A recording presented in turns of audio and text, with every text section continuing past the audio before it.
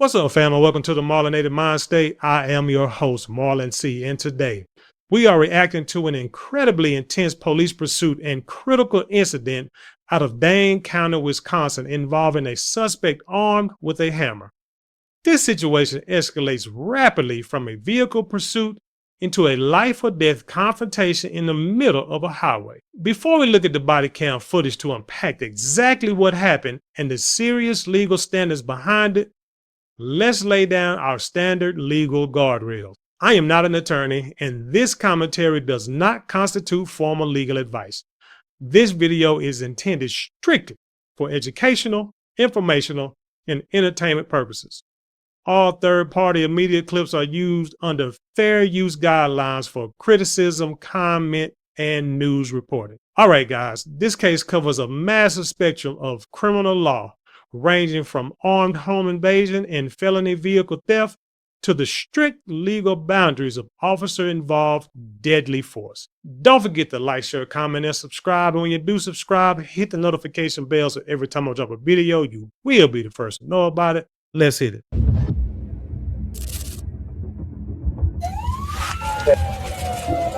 He's pulling over. Point his arm. Stop! Get on the ground! Stop! Don't! Get This is Eric Pottinger, a 44-year-old man who allegedly tried to steal a police squad car after carrying out a violent robbery while armed with a hammer. It all started on March 15, 2026, when officers with the Verona Police Department spotted a stolen Kia Sorento speeding down Highway 151 near Spring Rose Road in the town of Springdale, Wisconsin. The incident stemmed from a reported home invasion and vehicle theft in Cottage Grove, where the suspect was accused of attacking residents with a hammer before fleeing in their vehicle. A sergeant began chasing the suspect, unaware that the pursuit was about to quickly and violently escalate. Let's freeze it right here to establish what we call the initial charge stack. Before the police pursuit even starts, this suspect has already committed multiple top-tier violent felonies under Wisconsin law. The armed burglary and home invasion is entering an occupied home while armed with a dangerous weapon. In this case, a hammer is a Class E felony in Wisconsin. The potential punishment is up to 15 years in state prison and up to a $50,000 fine. The substantial battery with a dangerous weapon is attacking the residence with a hammer upgrades standard battery to a felony with a dangerous weapon penalty enhancer. This is a Class 1 felony enhanced with the potential punishment of 3.5 to 7 years in the state prison. The grand theft auto, operating a vehicle without owner's consent, stealing the victim's Kia Sorento to flee the scene is a Class H felony, which is the punishment could be up to 6 years in a state prison. But let me ask you guys a quick question for the comment section. When a suspect has already used a deadly weapon on innocent homeowners, how do you think that changes the mindset and the risk assessment of the pursuing officer? Drop your thoughts below. Let's continue.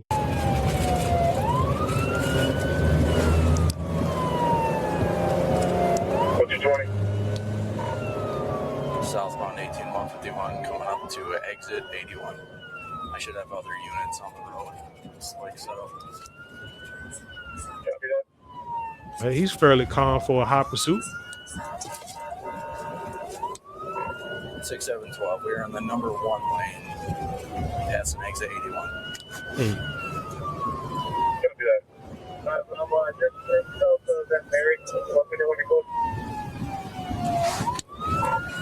6712, you can call it a 1080. We got a 1080. Number 1 lane passing exit 81. Road with a 1080. The wet roads are not helping at all.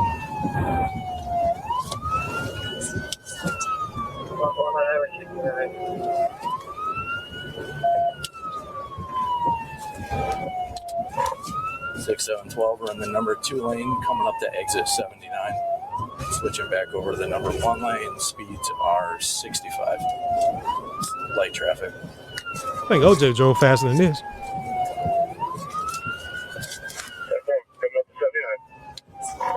Where's my first set of spikes at?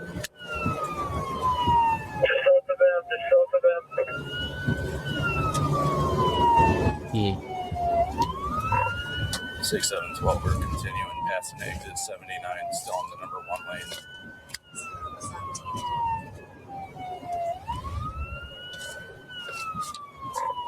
Number 2 lane, on over Old Public.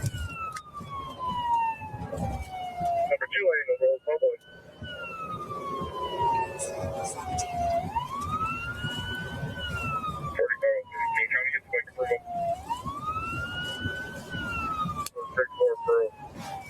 So as you heard, this is the first time I've heard that you have to get approval to throw some spikes down. Shout out to the video for giving us that information. Like, stuff is something we can learn every day. 2 lane coming underneath M. Clay. It'll be the 3rd vehicle. Number 2 lane. It'll have to switch to the number 1 lane with traffic there. All right, you're doing good. Right there. Look. Spikes missed. Continue. Did you get the other cars? Oh, man. I see you down there. We're in the number 1 lane still. Stop right there. We are watching a high-speed pursuit unfold down Highway 151. At this point, the suspect is clocking speeds well past the legal limit, actively dodging tire deflation devices and endangering civilian traffic. In Wisconsin, intentionally fleeing or attempting to elude a law enforcement officer after receiving a visual or audible signal to stop is a severe criminal offense under Wisconsin statute subsection 346.04. Fleeing or eluding an officer, that is a Class I felony, and the potential punishment is up to 3.5 years in state prison and up to a $10,000 fine. What viewers need to know is that if a pursuit results in bodily harm or property damage to an innocent bystander, the classification instantly upgrades to a Class H or Class F felony, which carries up to 12.5 years in prison.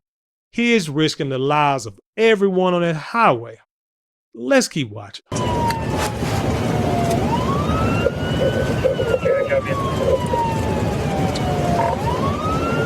Continuing southbound past an exit 77.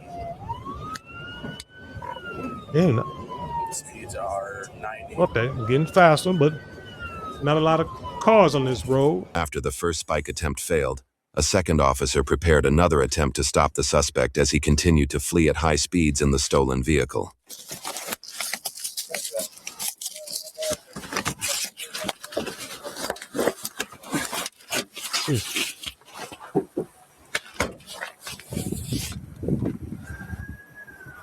Just stop.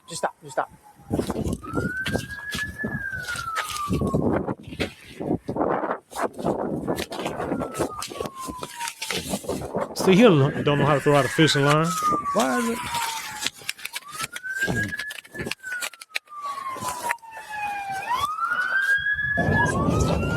It's trying to go to the number 2 lane.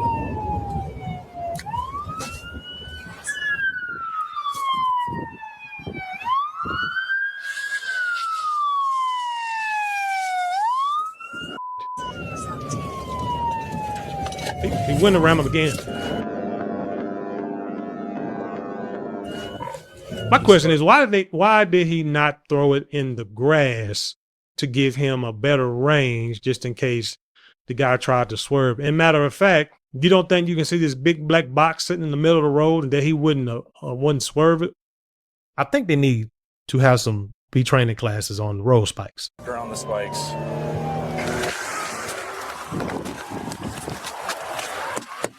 He just left it. I don't know. He gonna go get it.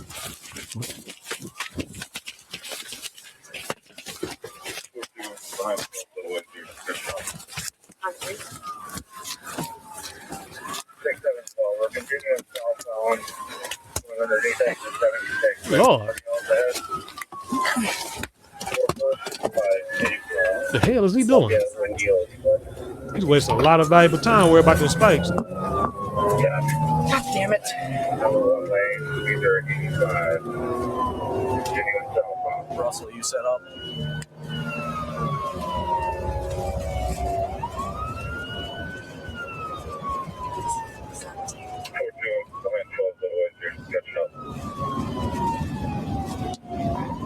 6712. We're continuing southbound, going underneath exit 76. Do we have anybody else ahead?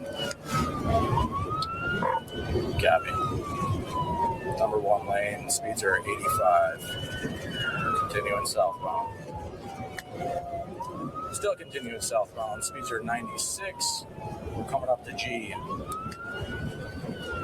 6712, 110 miles an hour, coming underneath County Highway G, number 1 lane. That's going a little fast there, buddy. 110. Coming up to Spring Rose, still 110, number 1 lane. Luckily, there's not a lot of cars on the road. 1050 at Spring Rose. He corrected it. He's back on the road. Continuing southbound. He's losing it though. He's pulling over. Let's say he spun out. We're at Spring Rose. Full bail. Uh-oh, he's at the car. Hey, drop it. We're going to pause right here. The suspect has spun out, but instead of putting his hands up and submitting to a lawful arrest, he exits the stolen vehicle. But notice how he exits. He is still holding the weapon, and he moves directly toward the police officer's position. Let's continue. Drop it, dude. I am air times or you are. Get off the air. I'm at one at gunpoint. He's armed. Stop. Get back. Get on the ground. Get on the ground. Stop. Don't get. Now he's getting to the police car. Now, I'm surprised that this man is still standing at this point because we know how this goes sometimes. The man has a weapon. Law enforcement has their guns out, making a direct command, and the guy's still coming forward. Instead of the police holding his position to use this force, he actually backs up and gives this guy numerous chances to put the weapon down. Legally, the suspect is committing resisting an officer while armed and attempted grand theft of a law enforcement vehicle. Trying to steal an active police cruiser that contains loaded firearms, such as shotguns and rifles, is viewed by the legal system as an extreme escalation of a deadly threat. If he survives to face trial, attempting to commandeer an emergency vehicle under these circumstances would add an attempted armed carjacking robbery charge, which is a Class C felony, carrying up to 40 years in prison. I want to hear from you guys in the comments. Once a suspect refuses multiple commands to drop a weapon and attempts to take over a police vehicle, what choice does an officer realistically have left at this point? Let's watch the final seconds of this video. On the ground. Hey, come out of the hammer. Get on the ground. Whoa! Shots fired. I got one down. He still has the hammer. He tried to take my squad. Let's freeze the frame right now. This is a tragic, critical climax of the entire event. The officer fires his duty weapon, striking the suspect. Ultimately, the state authorities determined that the officer's actions were completely justified under the law. Let's break down why exactly this meets the constitutional threshold. The legal evaluation of police deadly force is dictated by the landmark U.S. Supreme Court case Graham versus Connor of 1989. Under the Fourth Amendment, an officer's use of force must be objectively reasonable, based on the perspective of a reasonable officer on the scene, rather than with 20/20 hindsight. The severity of the crime at issue, armed home invasion and violent assault, whether the suspect poses an immediate threat to the safety of the officer or others, whether the suspect is actively resisting or attempting to evade arrest. Because the suspect was armed with a hammer, actively ignored commands, advanced on the officer, and attempted to seize a police squad car, which contains high-powered weaponry, a reasonable officer would believe their life and the lives of the public was in immediate danger. Thus, the use of deadly force matches the legal criteria for self-defense and defense of others. Let's finish this up. He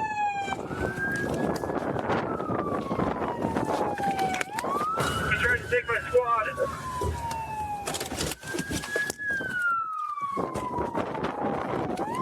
the hammer. Pull him out.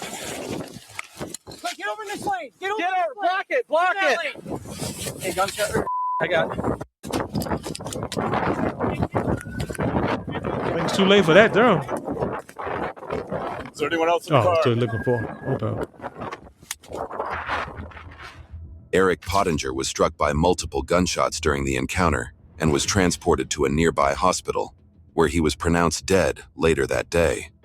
According to family members, Pottinger had a long history of substance abuse and periods of homelessness, along with ongoing mental health struggles that reportedly went untreated at times. Relatives also described prior incarcerations and erratic behavior in the years leading up to the incident.